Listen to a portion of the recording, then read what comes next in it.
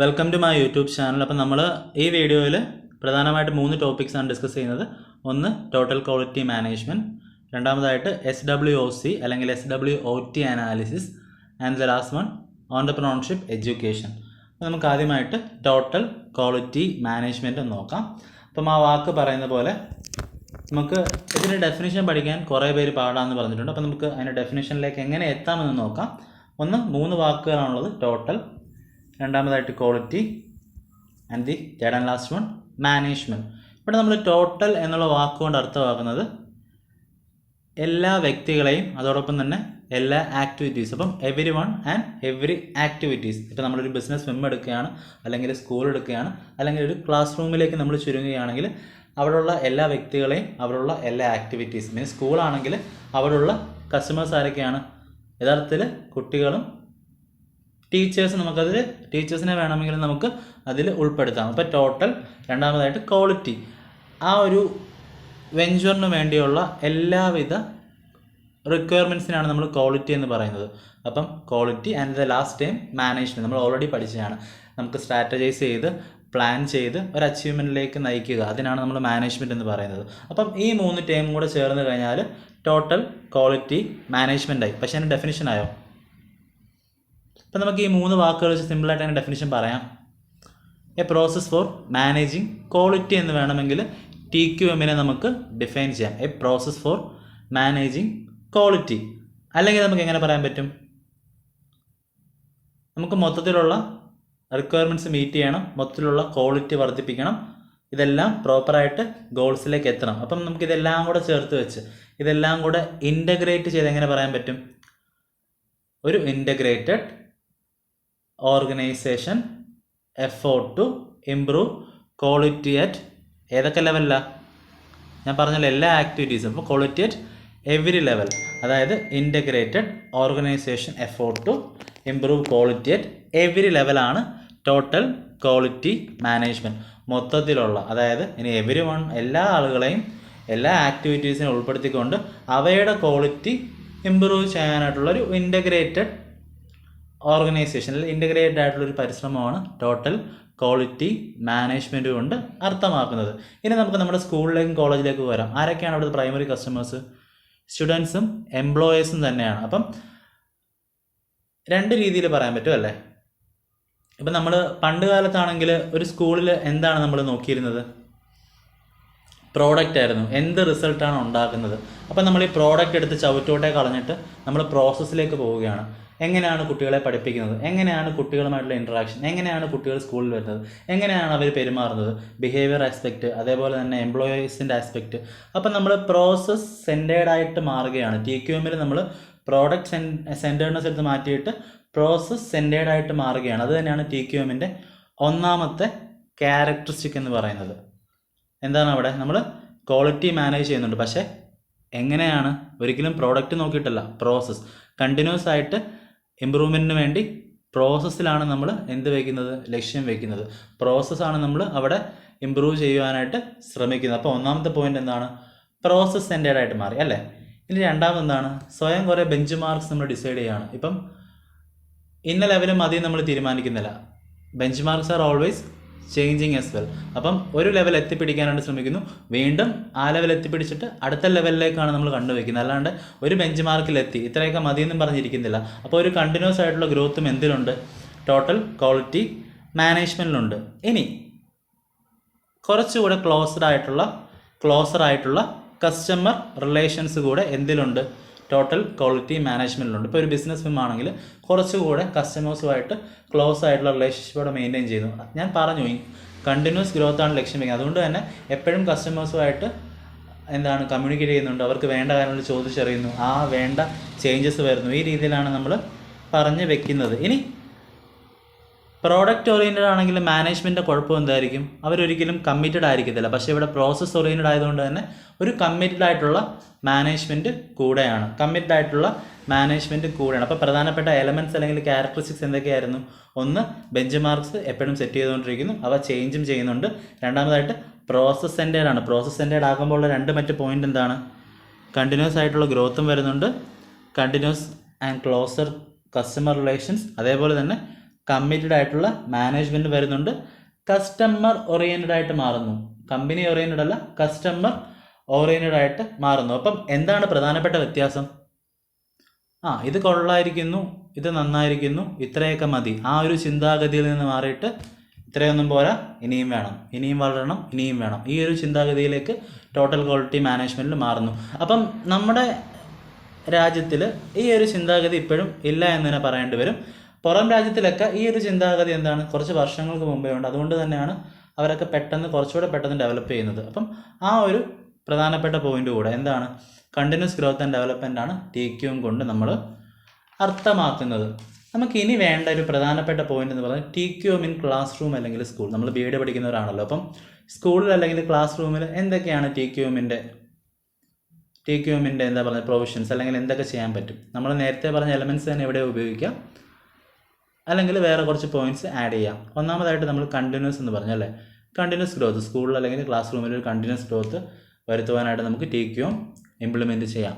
ഇനി എന്താണ് continuous growth വേണമെങ്കിൽ മാനേജ്മെൻറ്റിൽ എന്താ നമ്മൾ പറയുന്നത്, എന്താണ് മാനേജ്മെൻറ്റ്? TQMൻ്റെ അവസാനത്തെ വാക്ക് എന്താ? മാനേജ്മെൻറ്റിൽ എന്താ കാര്യമാണ് നമ്മൾ പറഞ്ഞത്? എപ്പോഴും നമ്മൾ സ്ട്രാറ്റജൈസ് ചെയ്യും, എപ്പോഴും പ്ലാൻസ് നമ്മൾ ഡെവലപ്പ് ചെയ്തുകൊണ്ടിരിക്കും, ഒരു ഗോൾ അച്ചീവ് ചെയ്യാനായിട്ട് എപ്പോഴും ശ്രമിച്ചുകൊണ്ടിരിക്കും. അപ്പോൾ കണ്ടിന്യൂസ് ആണ് മാനേജ്മെൻറ്റിൻ്റെ ആ ക്യാരക്ടറിസ്റ്റിക്സ് ഇവിടെ ഉപയോഗിച്ചാൽ മതി. കണ്ടിന്യൂസ് ആയിരിക്കും, എപ്പോഴും ഇൻ്റഗ്രേറ്റഡ് വർക്ക് നടക്കുന്നുണ്ട്. അതോടൊപ്പം തന്നെ നമ്മൾ ആദ്യം പറഞ്ഞ പോയിന്റ്സ് എന്തൊക്കെയായിരുന്നു? TQMൻ്റെ ക്യാരക്ടറിസ്റ്റിക്സ് എന്ന് പറഞ്ഞ പോയിന്റ് എന്തൊക്കെയായിരുന്നു? കസ്റ്റമർ ഓറിയൻറ്റഡ്, മ്യൂച്വൽ റെസ്പെക്റ്റ് ഉണ്ട്. അതോടൊപ്പം തന്നെ എംപ്ലോയേഴ്സിൻ്റെ ഡെവലപ്മെൻറ്റ് കൂടെ, കമ്പനിയുടെ അല്ല കസ്റ്റമേഴ്സിൻ്റെയും എംപ്ലോയേഴ്സിൻ്റെ ഡെവലപ്മെൻറ്റ് കൂടെ നമ്മൾ അവിടെ. അപ്പോൾ നമ്മൾ സ്കൂള് പറയുകയാണെങ്കിൽ സ്റ്റാഫിൻ്റെ ഡെവലപ്മെൻറ്റ് അല്ലേ, സ്റ്റാഫിൻ്റെ ഡെവലപ്മെൻറ്റും അതോടൊപ്പം തന്നെ മ്യൂച്വൽ റെസ്പെക്റ്റ് ഫോർ സ്റ്റാഫ്സും. ഇത്രയും കാര്യങ്ങളാണ് TQMൽ വരുന്ന പ്രധാനപ്പെട്ട പോയിന്റ്. അപ്പം അത്രയൊക്കെ ഉള്ളൂ TQMന് ബേസ് ചെയ്ത് ഞാനീ പറഞ്ഞ ഇത്രയധികം കാര്യങ്ങളും നോട്ട്സായിട്ട് തന്നെ, ഷോർട്ട് നോട്ട്സായിട്ട് തന്നെ എഴുതി വയ്ക്കുക. അപ്പം നമുക്കിനി അടുത്ത ടോപ്പിക്കിലേക്ക് പോകാം. SWOC അല്ലെങ്കിൽ SWOT അനാലിസിസ്. അപ്പോൾ നമ്മളിവിടെ പ്രധാനമായിട്ട് 4 ഫാക്ടേഴ്സാണ് ഡിസ്കസ് ചെയ്യുന്നത്: strength, weakness, opportunities and challenges അല്ലെങ്കിൽ ത്രെറ്റ്സ്. അപ്പം നമ്മുടെ സിലബസിൽ എപ്പോഴും SWOC തന്നെ കിടക്കുന്നത്. ഇൻ കേസ് നമ്മുടെ ക്വസ്റ്റ്യനിലാണ് SWOT ആണ് ചോദിക്കുന്നതെങ്കിൽ ത്രെറ്റ് എന്ന് എഴുതി വയ്ക്കുക. ചലഞ്ചസും ത്രെറ്റും തമ്മിൽ കണക്ട് ചെയ്യാൻ വലിയ പാടൊന്നുമില്ല. അപ്പം strength, weaknesses, opportunities and challenges അല്ലെങ്കിൽ ത്രെറ്റ്സ്. അപ്പം നമുക്കിനി ഇതിനകത്ത് ഈ 4 ഫാക്ടേഴ്സിനെ ഇൻറ്റേർണൽ ഫാക്ടേഴ്സ് എന്നും എക്സ്റ്റേണൽ ഫാക്ടേഴ്സ് എന്നും, അപ്പം നമ്മിലുള്ള ഫാക്ടേഴ്സാണ് നമ്മുടെ സ്ട്രെങ്ത്, നമ്മുടെ വീക്ക്നെസ്. ഇനി നമുക്ക് പുറത്തുനിന്ന് കിട്ടുന്നതാണ് ഓപ്പർച്യൂണിറ്റീസ് അല്ലെങ്കിൽ ത്രെറ്റുകൾ. മറ്റൊരു വ്യക്തിയിൽ നിന്ന് അല്ലെങ്കിൽ സമൂഹത്തിൽ നിന്ന് ത്രെറ്റ് നമുക്ക് ലഭിക്കാം. അങ്ങനെ ഓർത്ത് വയ്ക്കുക. അപ്പം ഏതൊക്കെയാണ് ഇൻറ്റേർണൽ ഫാക്ടേഴ്സും ഏതൊക്കെയാണ് എക്സ്റ്റേണൽ ഫാക്ടേഴ്സും? സ്ട്രെങ്ത് ആൻഡ് വീക്ക്നെസ് ഇൻറ്റേർണലും, എക്സ്റ്റേണൽ എൻവയോൺമെൻറ്റൽ ഫാക്ടേഴ്സാണ് ഓപ്പർച്യൂണിറ്റീസ് ആൻഡ് ചലഞ്ചസും. അപ്പം നമുക്കിനി അടുത്ത പ്രധാനപ്പെട്ട പോയിൻ്റാണ് എന്തിനു വേണ്ടിയാണ് SWOC. അപ്പം നമ്മളൊരു ഫിം അല്ലെങ്കിൽ ഒരു ബിസിനസ് വെഞ്ചർ അല്ലെങ്കിൽ നമ്മുടെ ക്ലാസ് റൂം, ഇവയിൽ എന്തെങ്കിലുമൊക്കെ പ്രശ്നങ്ങളുണ്ടോ, അല്ലെങ്കിൽ എന്ത് ഇമ്പ്രൂവ്മെൻറ്റ് വരുത്താം, അല്ലെങ്കിൽ എന്തൊക്കെയാണ് നമ്മുടെ ഭാവിയിൽ വരുത്താൻ പറ്റുന്ന, അല്ലെങ്കിൽ എങ്ങനെയൊക്കെ ഡെവലപ്പ് ചെയ്യാം, ഇങ്ങനെയുള്ള കാര്യങ്ങളെല്ലാമാണ് SWOC അനാലിസിസ് വരുന്നത്. അപ്പം ഇത് സ്മോൾ ഗ്രൂപ്പിൽ ചെയ്യാം, വലിയ ഗ്രൂപ്പിൽ ചെയ്യാം. ഇങ്ങനെ കുറച്ച് കാര്യങ്ങളൊക്കെ നമ്മുടെ ഷുവറിൻ്റെ ഐഡി കിടപ്പുണ്ട്, അതൊക്കെ വിട്ടേക്കുക. നമുക്ക് എങ്ങനെ SWOC അനാലിസിസ് നടത്താമെന്ന് ഞാൻ പറഞ്ഞുതരാം. ഒരു 4 കോളം ഉണ്ടെങ്കിൽ നമുക്ക് സിമ്പിളായിട്ട് നമുക്ക് സ്ട്രെങ്ത്, വീക്ക്നെസ്, ഓപ്പർച്യൂണിറ്റീസ്, ചലഞ്ചസ് അല്ലെങ്കിൽ ത്രെറ്റ്സ് 4 കോളം ഉണ്ടെങ്കിൽ നമുക്ക് സിമ്പിളായിട്ട് ചെയ്യാവുന്നൊരു കാര്യമാണ് SWOC. ഇപ്പം നമുക്ക് എൻ്റെ ചാനലിനെ നമുക്കൊന്ന് SWOC അനാലിസിന് വിധേയമാക്കി നോക്കാം. അപ്പം നിങ്ങൾ തന്നെയാണ് കുറ്റങ്ങൾ പറയാൻ പോകുന്നത്. അപ്പോൾ ഒന്നാമതായിട്ട് എൻ്റെ ചാനലിൻ്റെ സ്ട്രെങ്ത് ഞാൻ തന്നെ ആയിരിക്കും അല്ലേ. അപ്പം എൻ്റെ സ്ട്രെങ്താണ് ഞാൻ പറയുന്നത്. എൻ്റെ അഡ്വാൻറ്റേജ് എന്തൊക്കെയാണ്? പോയിൻ്റായിട്ട് കാര്യങ്ങൾ പറയുന്നു, സംസാരിക്കാറിയാൻ ഞാൻ വിശ്വസിക്കുന്നു. അപ്പം എനിക്ക് അഡ്വാൻറ്റേജ് ആയിട്ട് തോന്നുന്ന, എൻ്റെ സ്ട്രെങ്ത് ആയിട്ട് എനിക്ക് തോന്നുന്ന എല്ലാ കാര്യങ്ങളും സ്ട്രെങ്തിൽ വരും.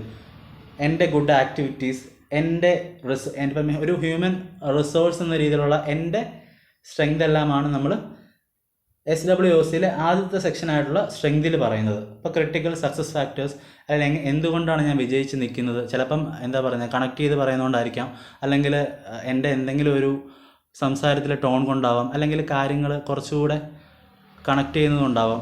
ഇതെല്ലാം എൻ്റെ സ്ട്രെങ്ത് ആണ്. ഇനി രണ്ടാമതായിട്ട് എൻ്റെ വീക്ക്നെസ് എന്തായിരിക്കും?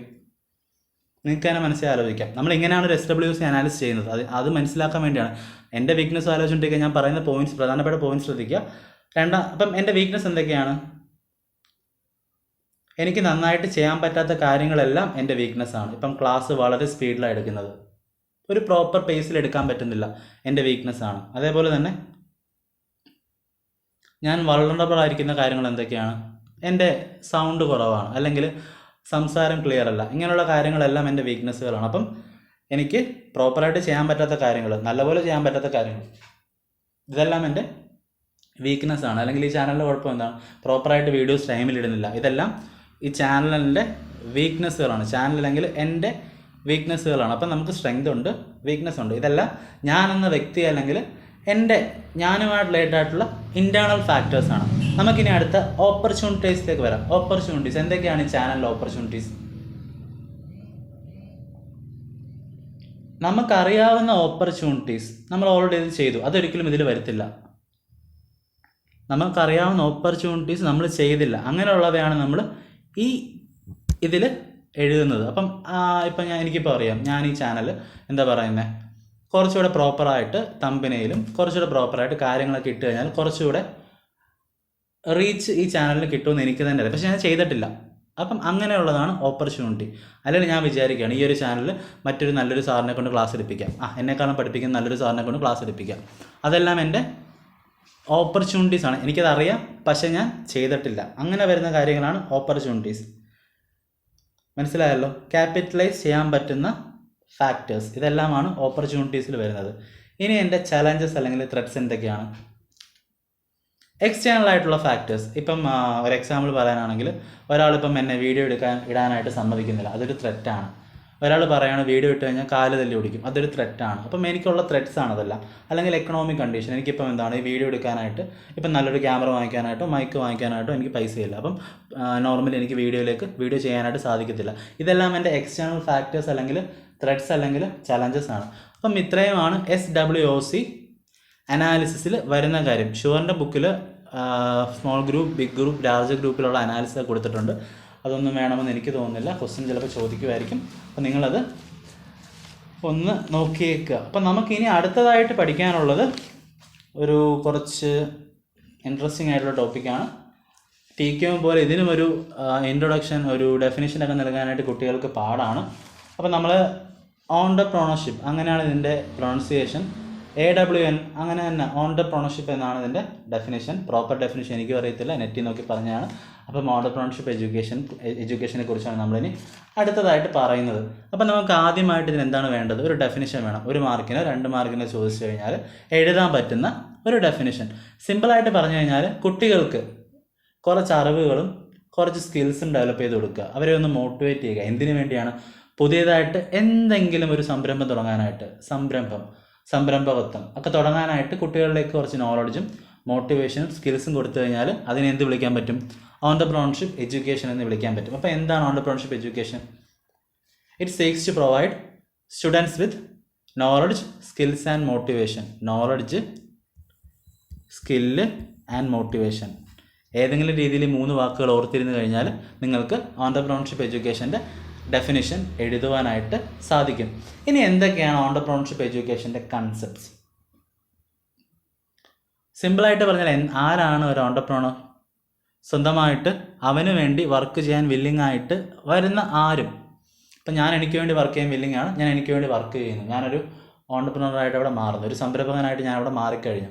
ഇതാണ് ഒരു ഓൺടർപ്രണറിൻ്റെ ഡെഫിനിഷൻ എന്ന് പറയുന്നത്. ഇനി എന്തൊക്കെയാണ് കൺസെപ്റ്റ്സ്? നമുക്ക് ഓൺടർപ്രണർ എന്താണ്? സിമ്പിളായിട്ട് പറഞ്ഞാൽ പുതിയൊരു ബിസിനസ് തുടങ്ങുക, അല്ലെങ്കിൽ നമുക്കുള്ളൊരു സ്കില്ല് ഉപയോഗിച്ച് പുതിയൊരു കാര്യം നമ്മൾ തുടങ്ങുക, ക്രിയേറ്റീവായിട്ട് കാര്യങ്ങൾ ചെയ്യുക, ക്രിയേറ്റീവായിട്ടൊരു ബിസിനസ്സിലേക്ക് കടക്കുക. ഇതെല്ലാം തന്നെയാണ് ഓൺടർപ്രണർഷിപ്പ് ചെയ്യുക. നമ്മൾ അത്ര ഒത്തിരി ടെൻഷൻ അടിച്ച് നമ്മൾ കളയേണ്ട ഒരു ടോപ്പിക്കല്ല, വളരെ എളുപ്പമുള്ളൊരു ടോപ്പിക്കാണ്. ഇനി ഒരു പുതിയൊരു ബിസിനസ് തുടങ്ങാനായിട്ട് എന്തൊക്കെ കാര്യങ്ങൾ വേണം? നമുക്ക് കുറച്ച് സ്കിൽസ് വേണം. ആ സ്കിൽസ് നമ്മൾ ഡെവലപ്പ് ചെയ്യുകയും വേണം. ഇപ്പം എനിക്കിപ്പോൾ ക്ലാസ് എടുക്കാനുള്ള സ്കില്ലുണ്ട്, ഞാനതൊന്നും ഉപയോഗിക്കുന്നില്ല. വെറുതെ ഇരുന്ന് കഴിഞ്ഞാൽ അതുകൊണ്ട് എന്തെങ്കിലും ഉപയോഗമുണ്ടോ? ഇല്ല. ഞാനത് ഡെവലപ്പ് ചെയ്യേണ്ട ആവശ്യം കൂടിയുണ്ട്. അപ്പം സ്കിൽസ് വേണം. 2 സ്കിൽസ് ഡെവലപ്പ് ചെയ്യണം. നമ്മുടെ ആറ്റിറ്റ്യൂഡ്സിലും ഇൻറ്റൻഷൻസിലും വാല്യൂസിലും എല്ലാം ചേഞ്ചും വേണം, ഡെവലപ്മെൻറ്റും വേണം. അപ്പം ഇതൊക്കെയാണ് പ്രധാനപ്പെട്ട കൺസെപ്റ്റ്സ് എന്ന് പറയുന്നത്. മറ്റൊരു പ്രധാനപ്പെട്ട പോയിൻ്റാണ് ഓപ്പർച്യൂണിറ്റീസ് നമ്മൾ റെക്കഗ്നൈസ് ചെയ്യേണ്ട ആവശ്യകതയുണ്ട്. ഇപ്പം ഞാനിപ്പം എന്താണ് എൻ്റെ അടുത്തുള്ളൊരു സ്കൂളിൽ ടീച്ചേഴ്സിൻ്റെ ഒഴിവുണ്ട്. അപ്പോൾ ഞാനത് റെക്കഗ്നൈസ് ചെയ്ത് ഇറങ്ങിക്കഴിഞ്ഞാൽ അതൊരിക്കലും സംരംഭത്വം ആവത്തില്ല.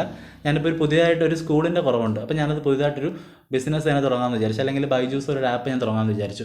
അതൊക്കെയാണ് ഓണ്ടർപ്രണർഷിപ്പിൽ വരുന്ന കുറച്ച് കാര്യങ്ങൾ. അപ്പം ഒരു ഓപ്പർച്യൂണിറ്റീസ്, ഒരു പുതിയ ഓപ്പർച്യൂണിറ്റി കണ്ടു കഴിഞ്ഞാൽ അവിടെ ചാടി വീഴുക, അത് ഗ്രാബ് ചെയ്യുക, പ്രോപ്പറായിട്ട് ഡെവലപ്പ് ചെയ്യുക. ഇതൊക്കെയാണ് സിമ്പിളായിട്ട് പറഞ്ഞാൽ turning ideas into actions. Turning ideas into ആക്ഷനാണ് നമ്മൾ എന്തിൽ നടക്കുന്നത്, ഓണ്ടർപ്രണർഷിപ്പിൽ നടക്കുന്നത്.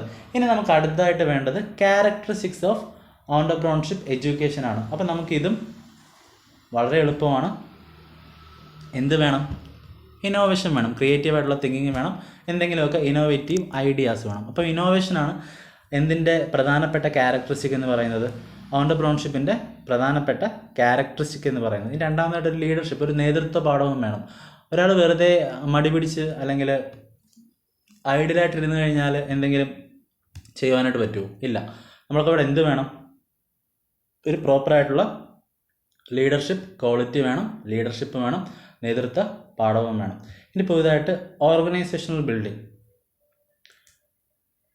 ആളുകളെ ഓർഗനൈസ് ചെയ്യുവാനായിട്ടും അതൊരു സക്സസ്ഫുൾ ഗ്രൂപ്പായിട്ട് മാറ്റുവാനൊക്കെ ഉള്ളൊരു ഓർഗനൈസേഷണൽ കപ്പാസിറ്റി വേണം. എന്നാൽ മാത്രമേ നമുക്ക് ഒരു ഓണ്ടർപ്രണർഷിപ്പ് അല്ലെങ്കിൽ ഒരു ഓണ്ടർപ്രണർ ആവാനായിട്ട് സാധിക്കുകയുള്ളൂ. അപ്പം ഇതൊക്കെയാണ് പ്രധാനപ്പെട്ട ക്യാരക്ടറിസ്റ്റിക്സ് എന്ന് പറയുന്നത്.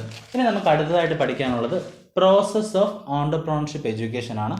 അപ്പം നിങ്ങൾ ഗൂഗിളിൽ നോക്കിക്കഴിഞ്ഞാൽ പലവിധ സ്റ്റെപ്സും കാണും. അപ്പം അതിനകത്ത് ഒരുവിധം എളുപ്പമുള്ളൊരു സ്റ്റെപ്പാണ് ഞാൻ പറയുന്നത്. നമുക്ക് പ്രധാനമായിട്ടും രണ്ട് രീതിയിലാണ്, രണ്ട് പ്രോസസ്സായിട്ടാണ് തിരിച്ചിരിക്കുന്നത്. ഒന്നാമതായിട്ട് ഐഡിയ ജനറേഷനും രണ്ടാമതായിട്ട് ഫീസിബിലിറ്റി സ്റ്റഡിയും. അപ്പം ഒന്നാമത്തെ ഐഡിയ ജനറേഷനിൽ വീണ്ടും സബ് ഡിവിഷൻസ് വരുന്നുണ്ട്. ഒന്ന് ജെർമിനേഷൻ, രണ്ട് പ്രിപ്പറേഷൻ, മൂന്ന് ഇൻക്യുബേഷൻ. ഈ പ്രിപ്പറേഷനും ഇൻക്യുബേഷനും ഇലൂമിനേഷനും വെരിഫിക്കേഷനും ഒക്കെ നമ്മൾ ക്രിയേറ്റിവിറ്റിയിൽ പഠിക്കുന്ന കാര്യങ്ങൾ. അപ്പം ക്രിയേറ്റീവായിട്ട് കാര്യങ്ങൾ ചെയ്യുന്നത് കൊണ്ടാണ് നമ്മൾ ആ സ്റ്റെപ്സുമായിട്ട് ബന്ധപ്പെടുത്തി തന്നെ ഇവിടെ പ്രോസസ്സ് പറഞ്ഞു വെക്കുന്നത്. അപ്പോൾ ക്രിയേറ്റിവിറ്റിയുടെ അതേ സ്റ്റെപ്സ് തന്നെയാണ് ഇവിടെയും കിടക്കുന്നത് അല്ലേ. അപ്പം ഐഡിയ ജനറേഷനിൽ വരുന്ന ഒന്നാമത്തെ പോയിൻ്റാണ് ജെർമിനേഷൻ. ജെർമിനേഷൻ കൊണ്ട് എന്താ അർത്ഥമാക്കുന്നത്? നമ്മൾ വിത്തിട്ട് മുളപ്പിക്കുമല്ല, ഒരു നാച്ചുറൽ ക്യൂരിയോസിറ്റിയിലൂടെ ഒരു കാര്യം വളർന്നു വരുന്നു. അതാണ് ഇവിടെ ജെർമിനേഷൻ കൊണ്ട് അർത്ഥമാക്കുന്നത്. ഇപ്പം എനിക്ക് ഒരാളെന്താണ്, ഓക്കെ, നമുക്ക് ഒരു ഓൺലൈൻ ലേണിംഗ് പ്ലാറ്റ്ഫോം എന്തെങ്കിലും ഒരു പേര്, ഇപ്പം എന്താ പറയുന്നത്, ഇസഡ് ലേണിംഗ്. അപ്പം ഇസഡ് ലേണിംഗ് എന്നതിനെക്കുറിച്ചൊരു ഐഡിയ എൻ്റെ മനസ്സിൽ വന്നു. അതാണ് എൻ്റെ ജെർമിനേഷൻ, ഒരു നാച്ചുറൽ ക്യൂരിയോസിറ്റി. അങ്ങനെ ചെയ്താൽ എങ്ങനെ ഇരിക്കും, അതിലൂടെ എനിക്ക് ആ ഒരു ഐഡിയ എൻ്റെ തലയിലേക്ക് വന്നു. രണ്ടാമത് ഞാൻ അതിനായിട്ട് പ്രിപ്പയർ ചെയ്യുകയാണ്, എങ്ങനെയൊക്കെ അത് ചെയ്യാം, എന്തൊക്കെ പ്രശ്നങ്ങൾ വരാം, ആ പ്രശ്നങ്ങൾക്ക് എന്തൊക്കെ സൊല്യൂഷൻസ് ഡിവൈസ് ചെയ്യാം, ഇങ്ങനെയൊക്കെ ഞാൻ ചിന്തിക്കുന്ന രണ്ടാമത്തെ സ്റ്റെപ്പാണ് പ്രിപ്പറേഷൻ. അപ്പം ജെർമിനേഷൻ കഴിഞ്ഞു, രണ്ടാം സ്റ്റെപ്പ് പ്രിപ്പറേഷൻ. ഇനി മൂന്നാമത്തത് ഇൻക്യുബേഷൻ. ഇൻക്യുബേഷനിൽ എന്താണ്, സബ് കോൺഷ്യസ് ഇൻ്റലക്ച്വലൈസേഷനാണ് നടക്കുന്നത്. നമ്മളെന്താണ് വെറുതെ എന്തെങ്ങാണ്ടൊക്കെയോ ചിന്തിച്ചു കൂട്ടുന്നു, അത് ചെയ്യാം ഇത് ചെയ്യാം. ചിലപ്പോൾ കണക്ഷൻ കാണത്തില്ല, ചിലപ്പോൾ നമ്മൾ അറിയാതെ മനസ്സിലിട്ട് ചിന്തിക്കുന്ന കാര്യങ്ങളായിരിക്കാം, അല്ലെങ്കിൽ എന്താ പറയുന്നത് ഒരു പൂർണ്ണ ബോധത്തോടുകൂടി ചെയ്യുന്ന കാര്യങ്ങളായിരിക്കത്തില്ല. അപ്പം ഇതൊക്കെയാണ് ഇൻക്യുബേഷനിൽ വരുന്നത്. ഓക്കെ, അപ്പം ഇൻക്യുബേഷനായപ്പോൾ നമ്മുടെ ഐഡിയയെക്കുറിച്ചൊരു കുറച്ചുകൂടെ ക്ലാരിറ്റി വന്നു അല്ലേ, കുറച്ചുകൂടെ ക്ലാരിറ്റി ഉണ്ട്. അപ്പോൾ ഐഡിയ നമ്മുടെ മനസ്സിലുണ്ട്.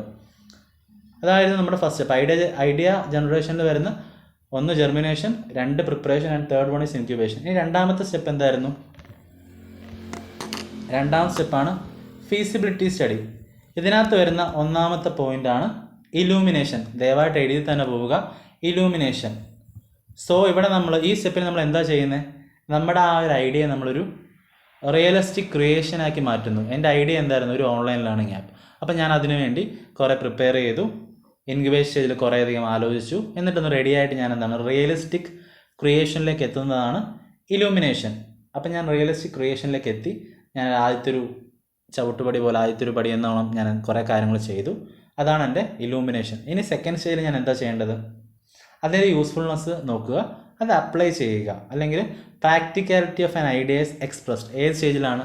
വെരിഫിക്കേഷനാണ് നമ്മൾ അതിൻ്റെ പ്രാക്ടിക്കാലിറ്റി നോക്കുന്നത്. അതിങ്ങനെ എന്താ പറയുന്നത്, ഏതെങ്കിലും ഒരു മാധ്യമത്തിലേക്ക് അല്ലെങ്കിൽ ഏതെങ്കിലും ഒരു മീഡിയത്തിലേക്ക് നമ്മൾ ആ ഒരു ഐഡിയ കടത്തിവിടുന്നു. അപ്പം ഐഡിയ ജനറേഷൻ ആണ് first step. Second step feasibility study, commercially viable ആണോ. അതിനകത്തുള്ള 2 സ്റ്റെപ്പായിരുന്നു. ഒന്ന് ഇലൂമിനേഷൻ എന്തായിരുന്നു, റിയലിസ്റ്റിക് ക്രിയേഷനാക്കി മാറ്റുന്നു. രണ്ടാമത്തെ സ്റ്റെപ്പായിട്ടുള്ള വെരിഫിക്കേഷനിൽ നമ്മൾ അതിൻ്റെ യൂസ്ഫുൾനെസ് അല്ലെങ്കിൽ പ്രാക്ടിക്കലിറ്റി നോക്കുന്നു.